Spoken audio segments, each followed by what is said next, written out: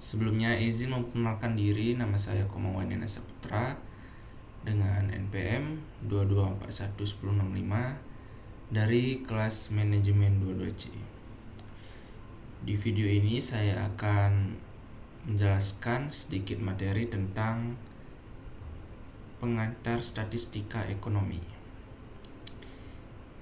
Kita lanjut ke materinya. Yang materi pertama yaitu pengertian. Apa itu pengantar statistika? Pengantar statistika adalah sebuah data, pelajaran atau disiplin ilmu yang mempelajari pengumpulan, analisis, interpretasi, penyajian, dan pengorganisasian data. Statistika digunakan untuk merangkum dan menyajikan informasi dari data serta untuk membuat keputusan yang didasarkan pada bukti empiris. Tujuan utama statistika adalah untuk mengidentifikasi pola, tren, dan hubungan dalam data serta untuk membuat estimasi dan prediksi berdasarkan data yang ada.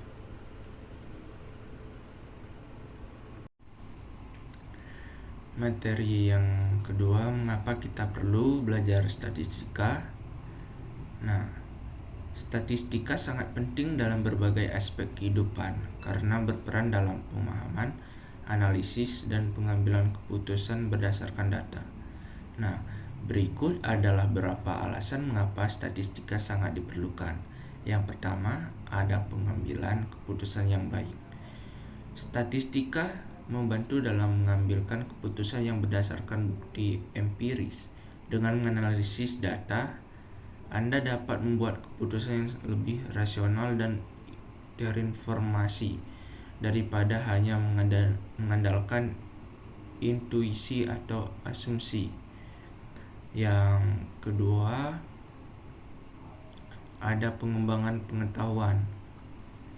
Statistika membantu dalam penelitian ilmiah dan eksperimen, memungkinkan ilmuwan untuk menguji hipotesis, mengevaluasi hasil, dan mencapai kesimpulan yang kuat. Ini berkontribusi pada pengembangan pengetahuan dan pemahaman tentang berbagai disiplin ilmu.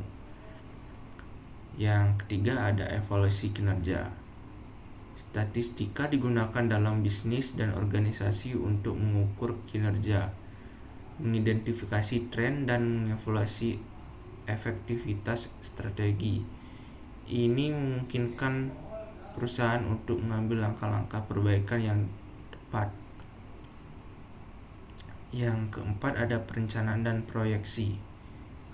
Statistika digunakan dalam perencanaan dan proyeksi di berbagai bidang, termasuk ekonomi, demografi, dan lingkungan. Ini membantu pemerintah dan organisasi untuk meramaikan kebutuhan masa depan dan mengatur sumber daya dengan lebih efisien. Yang kelima, ada pemahaman fenomena sosial.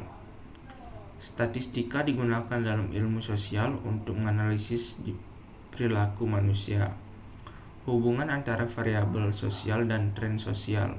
Ini membantu dalam merumuskan dan menerapkan kebijakan sosial yang lebih efektif. Yang keenam, ada pengujian hipotesis. Statistika memungkinkan pengujian hipotesis dan membuat kesimpulan berdasarkan data.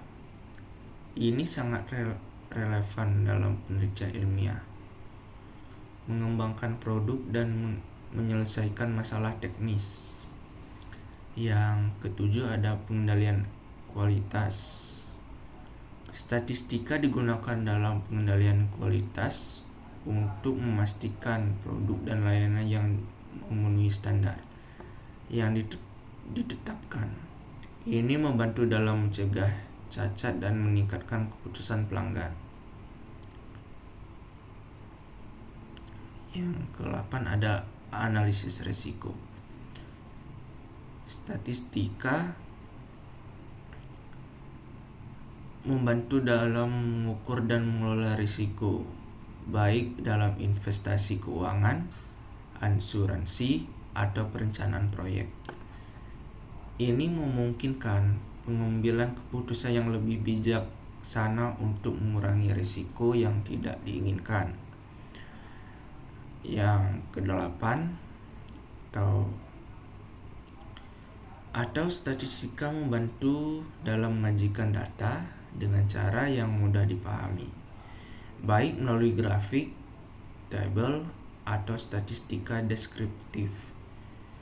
Ini memudahkan komunikasi informasi kompleks kepada pemangku kepentingan yang beragam. Yang ke-9 atau terakhir, pengambilan keputusan dalam kehidupan sehari-hari. Statistika juga bermanfaat dalam pengambilan keputusan sehari-hari, seperti memilih produk berdasarkan ulasan pelanggan, memahami tren kesehatan, atau pengolahan keuangan pribadi.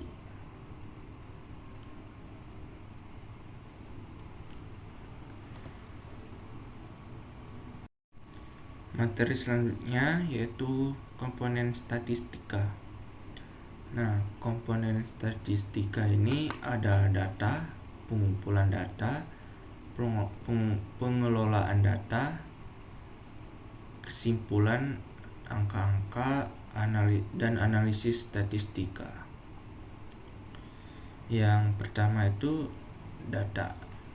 Data itu sendiri adalah kumpulan informasi yang dikumpulkan atau diamati dalam konteks penelitian atau analisis statistika. Data dapat berupa angka, teks, gambar, atau bahkan suara.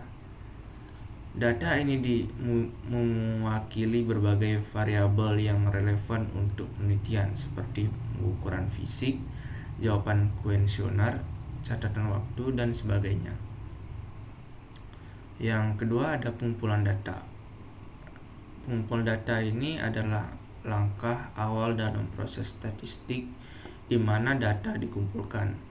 Metode pengumpulan data dapat bervariasi tergantung pada penelitian atau tugas tertentu dan dapat melibatkan survei, eksperimen, pengamatan lapangan, wawancara, atau sumber data lainnya. Yang ketiga ada pengolahan data. Pengelolaan data. Setelah data dikumpulkan, langkah berikutnya adalah pengolahan data. Ini melibatkan pembersihan data untuk mengatasi masalah seperti data yang hilang, outlier atau data ekstrim, atau kesalahan pengukuran. Data juga mungkin perlu diubah menjadi format yang sesuai utama analisis statistika.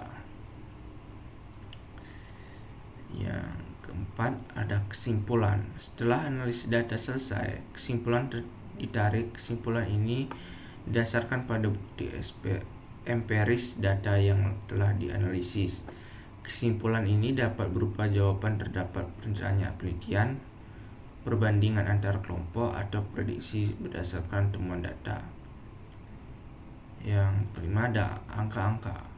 Angka-angka ini merujuk pada hasil analisis statistika yang dihasilkan selama proses ini, mencakup ukuran-ukuran seperti rata-rata, medium, simpangan baku, koefisien korelasi,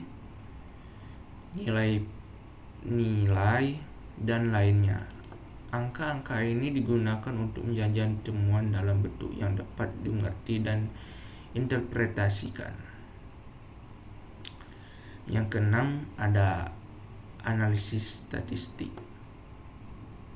Data dianalisis dengan berbagai teknik statistik, baik itu statistik deskriptif untuk merangkum data atau statistik inferensial untuk membuat kesimpulan tentang populasi berdasarkan sampel data. Analisis statistik melibatkan perhitungan statistik seperti rata-rata, simpang baku, distribusi, probabilitas, pengujian hipotesis, regresi, dan lain-lainnya. Proses Statistik adalah alat yang kuat untuk mendapatkan pemahaman yang lebih dalam tentang data. Membuat keputusan berdasarkan bukti dapat menyajikan temuan dalam format yang informatif, pengolahan data yang cermat, dan analisis statistik yang dapat sangat penting untuk memastikan ke dalam kesimpulan yang diambil dari data tersebut. Yang materi selanjutnya yaitu tujuan statistika.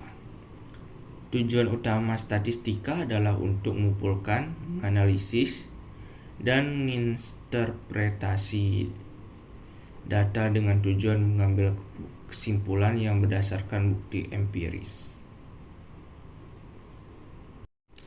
Materi selanjutnya yaitu jenis-jenis statistika. Yang pertama, ada statistika deskriptif. Yang kedua ada statistika inferensial. Yang ketiga ada statistika parametrik. Yang keempat atau terakhir ada statistika non parametrik. Yang statistika deskriptif, kegiatan statistik yang dilakukan meliputi pengumpulan data, pengelolaan data, penyajian data, dan penyimpulan data untuk mencari gambaran tentang ciri-ciri, bentuk, karakter pada penduduk masyarakat, organisasi berdasarkan data yang diperoleh.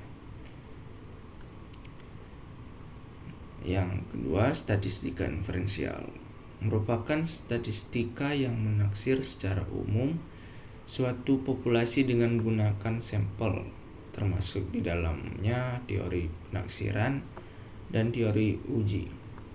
Kegiatan statistika dimulai pengumpulan data sampai dengan uji hipotesis. Yang ketiga ada statistika parametrik, adalah statistika untuk menganalisis data yang diambil dari populasi berdistribusi normal. Yang terakhir, statistika non parametrik adalah statistika untuk menganalisis data dari populasi yang bebas didistribusikan. Materi selanjutnya yaitu kesimpulan. Statistika ekonomi merupakan alat yang sangat penting dalam analisis ekonomi modern. Dengan menggunakan data dan teknik statistik, kita dapat mengembangkan pemahaman yang lebih baik tentang perilaku ekonomi, membuat kebijakan yang lebih baik, dan memprediksi tren ekonomi di masa depan. Sekian dari penjelasan saya. Saya tutup. Bila ada kata salah maupun kurang berkenan, saya mohon maaf. Saya akhiri. Assalamualaikum warahmatullahi wabarakatuh.